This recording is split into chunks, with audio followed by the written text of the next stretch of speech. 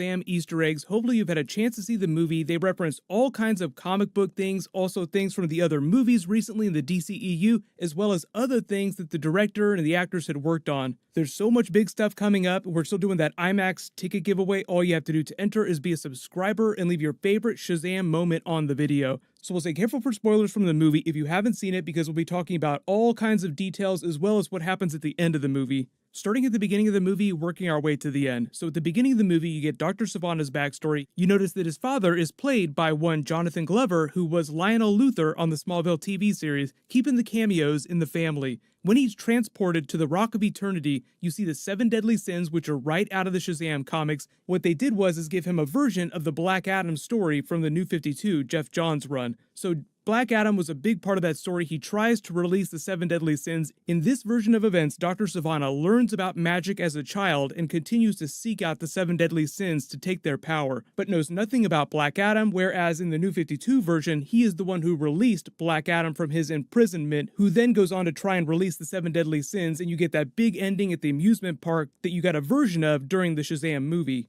The Wizard Shazam being played by Djimon Hounsou, the coincidence being is that he was also in the Captain Marvel movie, which was released in the same month as Korath, a younger version of the character, so he was in 2 different Captain Marvel movies released in the same month, which was just a huge coincidence. But at the beginning of the movie, when Billy tricks the police officers into breaking into that pawn shop, you see an Annabelle creation doll on the shelf. That's the movie that the director who directed Shazam did before this. When Billy gets arrested and taken into family services, on the desk of the woman who's talking to him is a smiley face from the Watchmen comics. If you didn't know, they're going to be doing a Watchmen TV series on HBO that'll premiere later this summer. There were a ton of Tawny tiger references throughout the film. He had a tiger on his backpack, which is a reference to that, but they also revealed that they're going to be heading into the Magic Lands in the sequel, and in the recent Rebirth comics, Tawny, the tiger people that he belongs to, are from the Magic Lands, so we might actually meet the literal talking tiger during one of the sequels. When they're fighting the 7 deadly sins in the amusement park later in the film, he gives one of the stuffed tigers to the little kid. His mother also tries to win him one in a similar game during the flashbacks. There were a whole bunch of Batman and Superman references, but one of the newspapers with the Superman headlines is actually a headline from Christopher Reeve's 1978 Superman movie. They did say that they were going for the tone of that mixed with the big movie, so while a lot of the DC references were to the recent films like Henry Cavill's Superman suit and those characters, they also referenced a lot of stuff from the classic Superman films. Later in the film, they confirmed that he's met the Justice League when Superman comes to eat lunch with them or bring them dessert, paying off the line that the bullies threw at Freddy earlier in the film. The reason why they said they didn't show his face is because they wanted to use Henry Cavill, and his schedule just didn't work out for that cameo. They wrote lines of dialogue, but they actually liked it the way it went down because it's all about Freddy's reaction, and it would have been a little bit different if Henry Cavill had launched into this big speech when he sat down. You all spotted Freddy's bullet that bounced off of Superman he claims is authentic, probably worth $500, he says. There's a replica Batarang from Batman v Superman. There's all the superhero t-shirts that Freddy wears. He wears an Aquaman t-shirt with Jason Momoa's Aquaman symbol on it. Presumably, this is taking place after the events or concurrently with the events of the Aquaman movie, but because it's around Christmas time, I'm assuming it's after Aquaman. There's also the Time magazine reference from the Kryptonian invasion during the Man of Steel movie. He has all kinds of action figures. Most of the Superman emblems are from Henry Cavill's, but when they're in the toy shop, you see all kinds of DC Direct toys that you can actually go out and buy right now. A lot of those toys are real toys based on the Justice League characters. The voice of Batman, when he throws the Batman figure at Dr. Sivana and says, "Go get him, Batman," is actually one of the people that worked on the film. It's not really Kevin Conroy as we had previously believed. When both Dr. Sivana at the beginning of the movie and then later Billy enter the Rock of Eternity, inside the entrance you see a bunch of magical artifacts strewn about. Most notably Mr. Mind, who makes an appearance at the end of the film when he comes to Dr. Sivana after he escapes, but you also spot this magic mirror that looks like it's right out of Snow White. There's actually someone who lives in the mirror called Francesca in the comics they might bring into one of the sequels, but a lot of those magical artifacts are just meant to be Easter eggs. There were a lot of people that thought that they spotted the Helmet of Fate, but I don't think that that's anywhere in the background of these shots, but you do spot this magical scepter in the background here that's also in the background of this shot called the Ibs stick, which belonged to Ibis the Invincible. The burning violin that you also see in there is also a reference to a former pupil of the wizard Shazam from the classic Shazam comics that appeared during Captain Marvel Adventures number 64. He was a person named Augar. He enchants a violin to set fire whenever someone plays it, gives it to one of his henchmen, and they use it to burn down New York City. The Wizard Shazam gives Billy a very magical PowerPoint presentation on Black Adam and the history of the Rock of Eternity in the Magical Council. They make no reference to where he is in present day, but they say that they wrongly gave him their powers. He unleashed the 7 deadly sins to get revenge on man for the death of his wife, and they barely fought him off at the cost of all of his brothers and sisters. Presumably, they also subdued Black Adam, and he will be released during the Black Adam movie. The high school that they go to is called Fawcett Central, which is a reference to Fawcett Comics, the original publication that told the Shazam stories when he was still called Captain Marvel. When they cut class to go test Billy's powers, the abandoned warehouse that they go to is an Ace Chemicals abandoned warehouse, which is a reference to the Joker in the Batman comics. When they're trying to come up with funny names for Billy, they make a couple Marvel references. Captain Sparklefingers is actually a female Captain Marvel reference. Kelly Sue DeConnick, during her run, called Carol Danvers Princess Sparklefist a couple times. Then you also hear someone try to call Billy Zapton America, as in Captain America. When they're at the real estate agent's office trying to find a superhero lair, they make a couple references to the Christopher Nolan Batcave. Yeah, we're looking for a cave with a waterfall wall flowing over, with a cave that we can jump into, just like the Batcave during the Dark Knight trilogy. There are a couple really big Rocky movie references, so they climb the steps at the museum, and they talk about Rocky a little bit. Now I get what Rocky was talking about when he's looking at the view. Then later he's busking on the steps doing the lightning hands while the song Eye of the Tiger from the Rocky movies is playing, which you could also call a reference to Talkie Tawny, the talking tiger. Like I said, just another one of the many tiger references throughout Shazam.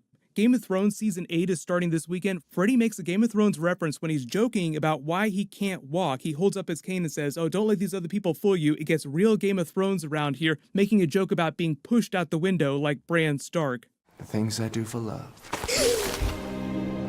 Like I said, they were trying to make a Superman movie cross with Tom Hanks' Big. They actually do the giant keyboard moment from the Big movie when Dr. Sivana is chasing him out of the store and they both run across that giant keyboard. Billy's mother's name, Cece Batson, is actually a reference to Cece Beck, who was one of the creators of Captain Marvel when he was at Fawcett Comics. You wonder why there are 7 chairs for the Magical Council, but there are only 6 members of the Shazam family. The 7th member is actually someone from the Rebirth comics who claims to be the lost 7th member of the Shazam family, so maybe they'll pay that off in the next film. But I also believe that David Sandberg, the director, may have cameoed when they were doing the scene with Billy's mother, when he tries to go to her apartment building and there's the boyfriend in the background yelling at her off screen. I think that that's the director. When they're opening all the doors to the different planes of existence and the different dimensions inside the Rock of Eternity, you see what looks like a crocodile playing cards with a bunch of other monsters. That's a reference to the Crocodile Men that the classic version of Captain Marvel fought in the comics. It also sort of loops back around to Mr. Mind too, because Mr. Mind was originally part of the Monster Society of Evil. One of the crocodile people was also a member of that evil team-up.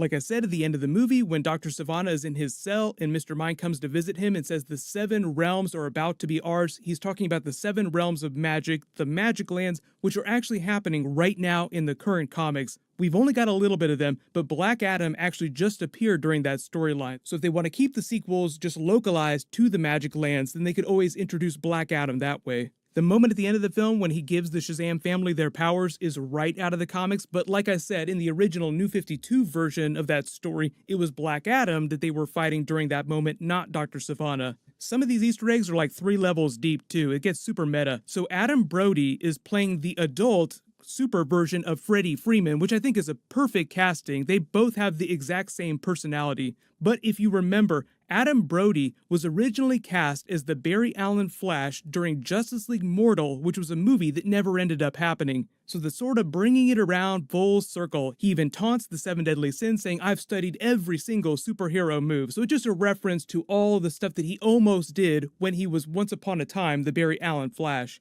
When Superman comes to eat lunch with them at the end of the film, the way I take it is that a little bit of time has gone by, enough for Billy to go seek out the Justice League. He's probably met with Superman, he's probably met Wonder Woman, Aquaman, the other members. So he's had enough time to get to know Superman well enough to convince him to come eat lunch at a kid's high school, which is not something that Superman would typically do for anybody. But it is Henry Cavill's Superman suit. Obviously, this is a body double because it's not really Henry Cavill standing there, but that's who it's meant to be. There were all kinds of other minor references, like they talk about leaping tall buildings in a single bound, all the different powers that they try to test him with, fire immunity, super strength. They're basically going down the list of all the powers of the Justice League characters. And at the end of the film, the very last post-credit scene, he says, "Well, I can't talk to fish. What can we do with that?" Freddy gets all exasperated and tugs on his Aquaman shirt. "Oh, I don't know, summon an army of fish." And he goes, "Oh, well, that's not that cool." Jason Momoa in real life already said that he loves the Shazam movie, so he probably laughed pretty hard when he saw it the first time. But I'm sure that in some sequel they'll find a way to pay off other big Justice League cameos and references. So if it wasn't clear, they now have the Shazam family. Technically, they probably have enough that they don't need to cross him over with the other characters, but I think that everybody hopes to someday see him in a Justice League film. But if you spotted any other really big Easter eggs for the comics or anything else from the other movies, just write them below in the comments. In related DC news, the Flash TV show is back next week. The episode is called Godspeed. They're probably going to do a version of Godspeed on it, so look out for that. Game of Thrones is starting this weekend. I'll be doing videos for that all season long, and obviously there's all the Marvel Avengers Endgame stuff happening. Congratulations to The Flow. You're the giveaway winner for my last big DC video. Please email me on the About page of my channel so I can get your details. Click here to watch The Rock explain what's going on with Black Adam inside the DCEU in the Black Adam movie. He teases a whole bunch of stuff. And click here for my brand new Avengers Endgame Hawkeye video. Thank you so much for watching, everybody.